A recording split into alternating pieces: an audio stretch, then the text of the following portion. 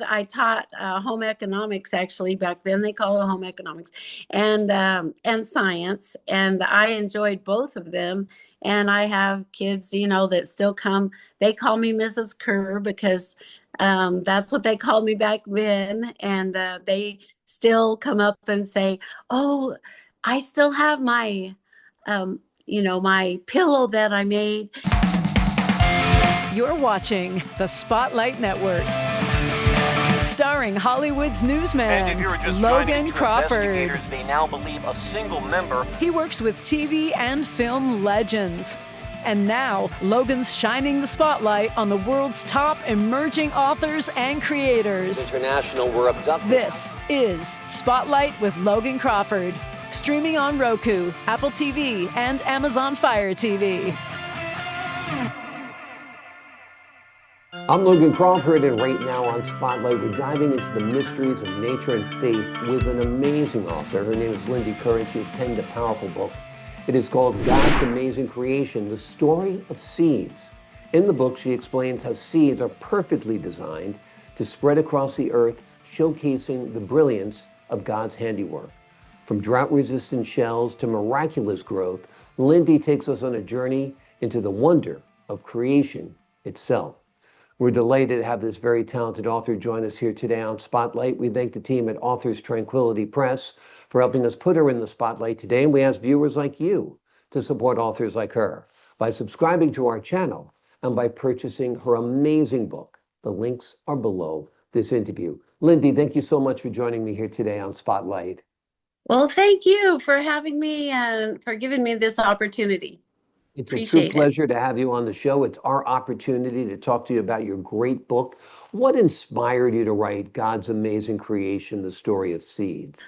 Oh, I have had this idea in my head for years, and I grew up on a farm in northern New Mexico, and I was just enthralled even then about God's creation outside. I love being outside, and I started wondering about things, the way things worked. And we lived where animals had babies, and I would see them, and I just then I came down here to the desert area, and it is a whole different animal down here. And to survive, it is just miraculous that anything survives. And I started wondering, and I really wouldn't have come up with the idea of the story of seeds except for being in this dry and deserty place. And I started thinking, wow, it's amazing how the seeds just wait until the right exact time, the exact moisture, and it might take years. And then they would sprout. And then I started looking at how they moved from one place to another. How did one seed get to another place to sprout and spread around the world? And I just started wondering about these things and started thinking, wow, the creation of God is just so absolutely amazing. I just had to write the book. When you look at the design of nature, when you look at the design of people, if you look at the design of something as simple as a seed, it really is faith affirming, because Yes. how else could something like that tiny little seed grow into, limitless possibilities, right? That's exactly right. It's just amazing. There's no way that that could happen by accident. Yeah. And in fact, one year we had a lot of rain, and that is very, very rare. But in that year, the county extension agent mentioned that he hadn't seen these plants that have come up. People are coming to him to identify plants that they had never seen. And those little seeds just waited in the ground till the right time to sprout. And it was just amazing. It is faith affirming. It is absolutely God Almighty affirming. Without a doubt. You describe science as the art of wondering. Talk to us a Yeah. little bit about that and how it's guided your writing. Oh, well, because I feel like science is God. it's discovering God and what he has made. And there, you can't separate the two. And in fact, I was a science teacher for 7 years in junior high in Lordsburg. And there I taught the kids, but I always told them, this is God's creation. Whatever we're studying is amazing because it's just what God created. And so that is why I say it's the art of wondering, because it's just like, well, I wonder how this works, or I wonder how that works. And it's just the art of wondering about God's creation. And some people have a conflict when it comes to God and science. Like, I believe in science. You can believe Mhm. in both, right? I Oh, mean, yes. they're not mutually exclusive. They are not. They are absolutely. In fact, they just go together. You can't have one without the other. You can't have science without God. And the more you study science, the more you see how things have worked together. And there's no way it happened by accident. Absolutely no way. Just look at DNA. And just look at uh, uh, how does a baby's heart start beating. Just look, there's so many really beautiful things. And by the way, I have this one book, but I have ideas for more books that I want to write, and they're all on God's amazing creation, but it's a story of something else. Yeah, I mean, like you say, if you look at something as simple as a seed, it's quite amazing. Look at something as complex as a human being, the human mind, the human Yeah. heart, the life force that's within it. If this can be created by anything or anyone, do it. Let's see Yes. science create a human being, not from another human being, but from scratch, you Yeah, from know? scratch. And that's only through the Almighty, without a Right. doubt. That's exactly right. Yeah. Hmm. You grew up on a farm in New Mexico. Talk to us a little bit about how those early experiences shaped your love for creation.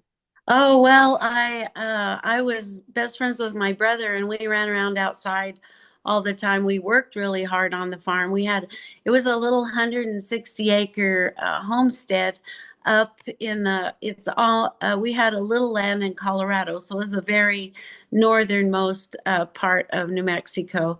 And I just ran around outside and just loved the outdoors and loved everything in the outdoors, animals and plants, and just saw things grow. And then really, it was down here in the desert when I really started appreciating the magnitude of God and how He protects His creation, how He uh, uh, made it so that things would survive down here in an extended amount of drought, and how things just work, and it's all just amazing. And actually, down here, I spend a lot of time outside too.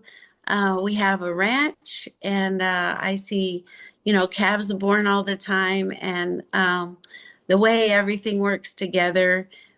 It's to me, I never get over the awesomeness of it. I just can't stop being excited about it. And I've lived 71 years here, and I'm still excited about the Lord and all the things that He did. I guess you kind of become more aware of life, its fragility, and the preciousness of it when you live in the desert, because it's not easy for things to bloom. It's not easy for things to take root. It's not easy for calves to grow up in an area that's dry and barren a lot, right? Right. It's not even easy for us to grow a garden. Yeah. We have to fight nature every step of the way. We have to water it. It's not like back east where you can throw some seeds out and it might rain on them. Yeah. And then we have the birds. They're hungry too, so they pick at our plants mice come and get our little seedlings. There's all kinds of things that happen. So it is very difficult. But just like the Gila monster, it'll go in the ground and just stay there for a long, long periods of time and just come out, sometimes. And the animals, they've learned how to adapt. They called estivate. They go rest in the daytime when the sun is so hot, and then they get up and go eat in the nighttime or in the late afternoon. And you see these kind of things, the adaptations of the animals and the plants. And so you can see that they did it. They did it because God orchestrated in their little selves to do it. Yeah, And I do absolutely. have, here's the book, Mhm. God's Amazing Creation, and the story of seeds. And in it, I tell about the seed and how it looks dead. And it doesn't look like, when you cook a pot of beans, well, you don't think that how in the world could that thing come alive? And then you open up, and of course, this is a children's book, and it's also an interactive book, so there's some little questions about it. But you look over here and you think, well, what's inside the seed? And I encourage the kids to go find a bean or a peanut and actually crack it open and see there's some little leaves in there just waiting for the right time to come out and sprout. And then I talk about how the I don't know if you can see that on Hold there it up or like not. that. We can see it. Yep. We can see the roots taking root there and so forth. And the Yeah, and see, the beans are potatoes. waiting for the right time. Well, the right time came, and so they sprouted. There Yep. they are sleeping, and then here it is. It's hot and dry, and then not only, if a plant does decide to sprout, it'll make seeds really fast. In fact, I take a early walk, and I was noticing we have just now had some rain after a year of no rain, and it has been so very, very dry here. And I noticed that some plants that are it's some summer grass, and they sprouted, and they could grow about a foot high if there was a lot of rain. But there was rain in one time, and then another little rain on top of that, and so I could see they were about 3 inches high, and they had already made seeds because they don't think that there's going to be any more rain. Amazing. And it's just amazing. And then here's where they're all, there's different seeds going. Some of them just plop on the ground.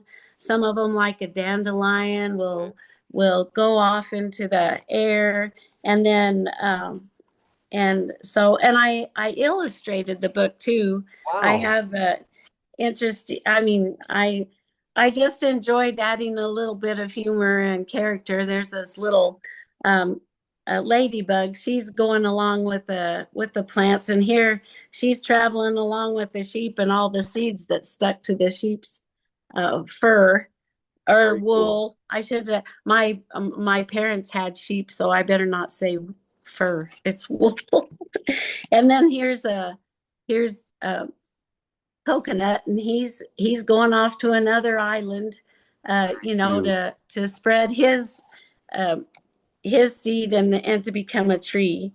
And so anyway, then I have how to plant seeds.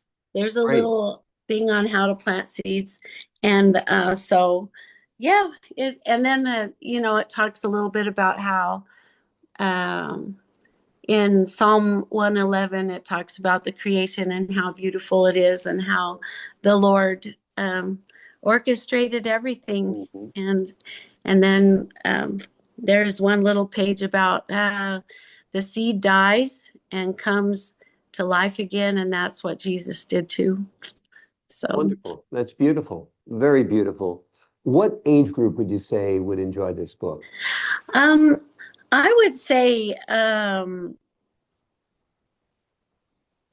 8 and 9 or under Hmm. probably would enjoy it, but I've had adults enjoy it. I've Yeah. had adults say, you know what, I learned some things from that book. Yeah, well, I learned that the seeds can be carried on the sheep's wool, so Yeah. it taught me a couple of things as well. Yeah. And I do think children 8 or 9 would enjoy it, maybe even a little bit older, and sometimes younger, particularly if a parent's reading it to them. You could have a conversation about creation, a conversation about Hmm. God, a conversation about nature and science, because schools today try to keep it so separate. Science and Yes, God are different things, and they're not. Science is God's handiwork. that's right. Yeah. That's so exactly right. Yeah. Tell me And it about your does years.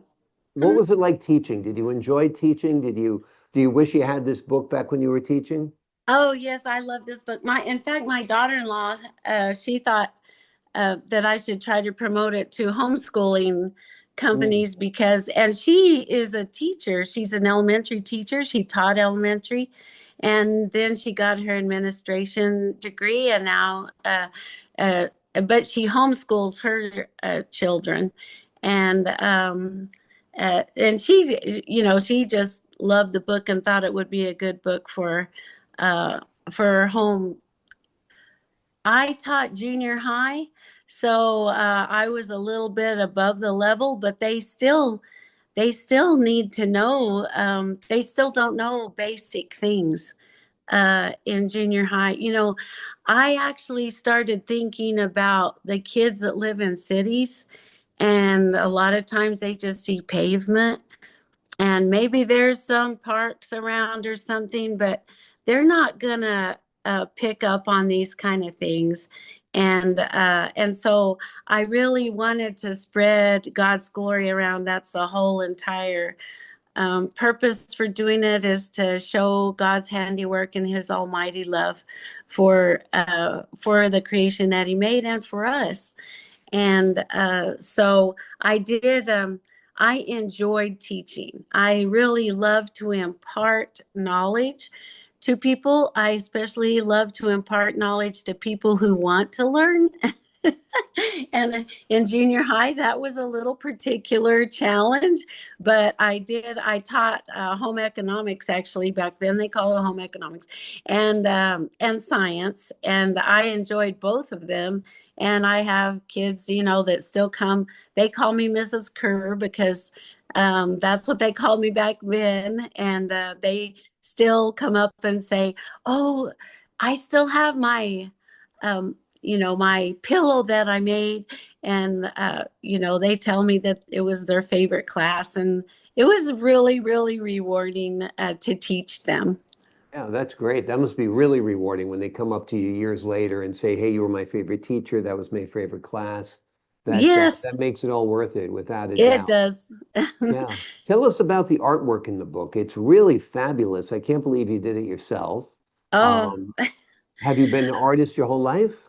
well, I wouldn't even call myself an artist, but I did what I have piddled around with art and painting and stuff, but I'm not, I wouldn't call myself a professional, but I had the ideas for the little Mhm. humor based illustrations. And I really had a hard time deciding what medium to use. And I finally decided I used colored pencils, and that's what I used. But I did. I really can't say I'm a trained artist, Well, you but don't I need just training. love You know the. what my mom used to say about training in the arts was, if you train in the arts, you're going to do what everybody else does. And Yeah, she had a very, that's very true. good point. You got to find your own voice. You got to find your own eye, your own hand, your own perspective. So I think training can be overrated, or perhaps even crimp your own personal style. So the colors are beautiful. They're bold. The perspective is wonderful. And like you said, there's kind of like a little humor and a little whimsy in your Yeah. artwork. Perfect And for that's kids. what, that's what my brain comes up with. And that's why I wanted to illustrate the book myself. And besides that, I didn't know how to get in touch with illustrators. Yeah. Yeah. So I Well, we're just glad you wrote the didn't. book. We're glad you did it yourself. Yeah. Yeah. Yes, it was really a joy to do. It was really fun and just fun to come up with the ideas. And I enjoyed the whole process. I'm sure you did. I'm sure you did. You mentioned before that you didn't have rain for a whole year where you live. That's Yeah. mind-boggling to me. What's it like Yeah. living a year without rain? What does it do to your garden? Do you have to be extremely careful with water usage? Tell us about that. Yes. And when I say it didn't rain a whole year, that meant like we might have gotten a tenth of an inch of rain, but that Right. doesn't bring the grass for the cows. And it is like here in the Southwest, our water table is going down. We really do have an issue with water here because we've been in a long-term drought. In fact, when we first bought the ranch, I've had it for 29 years, and I went to a little seminar the first year, and the guy, he's from New Mexico State University, he said, I hate to tell you guys this, but the long-term weather patterns show that we're in a drought of a long-term 50-year drought, and we're just beginning in it. And sure enough, it's gotten less and less water, less and less snow. We used to have, maybe we would get 6 inches of snow in a year. And then year before last, I got a little skiff, maybe a half an inch. And then this last year, I didn't get any snow at all that stuck on the ground. And the water usage, New Mexico has good water right laws that protect the water usage, but it's still going down. It's still not being replenished. And I have cows. I have 150 cows, and I've had to feed them hay. There are farmers around. One of my sons is grows hay, and I buy hay from him. And we fed hay, and we fed another supplement that's a liquid that they lick out of a trough. But we that's what we did to survive. I ended up having to sell a lot of cows. I had to sell my calves earlier than I thought I would. And it's been quite a challenge. And when it finally rained on us, and the rain here is real spotty. It's not like what I learned was a term called a general rain, which is, when the clouds just settle and it just kind of rains for a whole day or something like that. It's normally really spotty. We call it spotty, and there'll be, somebody will get a rain, and then and somebody else will get a rain, but we won't get a rain. And sometimes, it'll rain someplace and the grass will be green, and then here it won't rain. And I took a trip recently to my family up New Mexico, and it was yellow all the way up. And they've since had some rain. I think everybody's had some rain since then. And we were just like, when it finally happens, I just fall down. It's just like a flood of relief. You want to cry because it finally rained. And really, I have back in 2003, we had a really bad drought then too. And I have two hillsides. They had cedar trees on them, and the cedar trees died, and they're still dead, of course. But those kind of, there is some really terrible challenges here with with agriculture and just the lack of rain. But somehow we all survive, and the cows survive, and we bounce back. We're just thankful for the rain we got and the grass that's now growing. And Yeah, I'm we sure. could quit feeding hay. We're really thankful for that too, because it gets expensive. I'm sure. I'm sure. You must feel like doing a rain dance when the Yeah. rain finally comes, getting out there and letting it get on your face. It must feel good Oh, after a we year of do. drought. Yeah. We go out, our entertainment is getting in the pickup and going and seeing where it rained. And then we get in there are draws or arroyos that run the water. And so of course we're careful not to get in a flash flood or anything, but we'll, go out and splash in the water and go run up and down in the arroyos and even some of us adults. I don't blame you. It sounds like it's much needed after a year of very little rain or any appreciable rain. Are you Yeah. working on any other books now? What's next for you as a writer? Well, I intend to have this as a I think you call it a series, but it would be God's amazing creation, and this one is the story of seeds, and the next one that I want to write is God's amazing creation, the story of birds and nests and other things. And then I want to write the God's amazing creation, the story of water, because water is a compound all on its own. It is a special thing, and God created it for us to use. And so there are some other ones that I have in mind that I would like to write. And then someone one asked me if I would please write a memoir of my life on the farm and on the ranch.